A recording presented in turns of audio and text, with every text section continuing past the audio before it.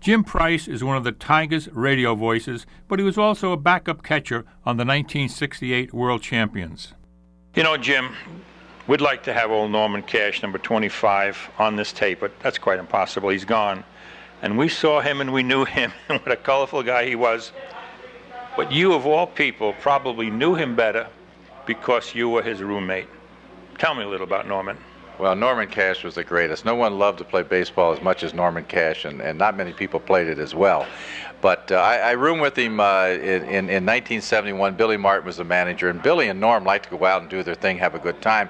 I was not fond of drinking. I have nothing against it, but I was used as the driver, kind of the guy to make sure I got everybody back to the motel at somewhat of a decent hour. We're in Kansas City, and we're over a couple different hangouts, and Norm had had a good bit to drink, as had Billy.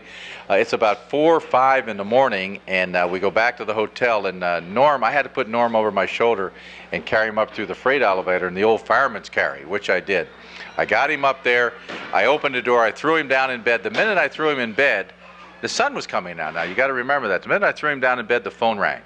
And it was apparently one of his girlfriends, and they started talking, and they were arguing. Next thing I know, Norm pulled the telephone out of the wall, threw it out the window, then he took his watch off his wrist and threw that out the window. Now, you got to imagine, this is sun's coming up, Sunday morning, Kansas City. We have a doubleheader that afternoon against Kansas City, and I knew I had to catch because there was a couple left-handed pitchers going.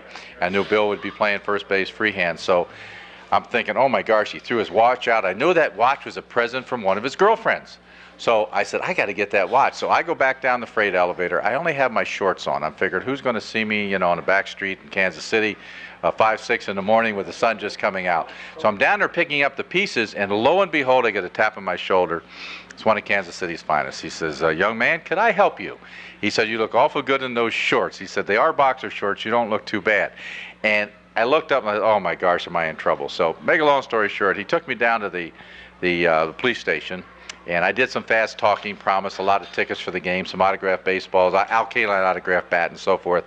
So the next game, the police are at the game. They're having a good time. They didn't lock me up. I go 0 for 8 in the game. Now imagine, I didn't have anything to drink. Doubleheader. Norm Cash, I think, went about 6 for 8 in the game and drove in 5 or 6 runs. One of the greatest guys I've ever been around. Just terrific. Didn't bother him at all. Stormin' Norman.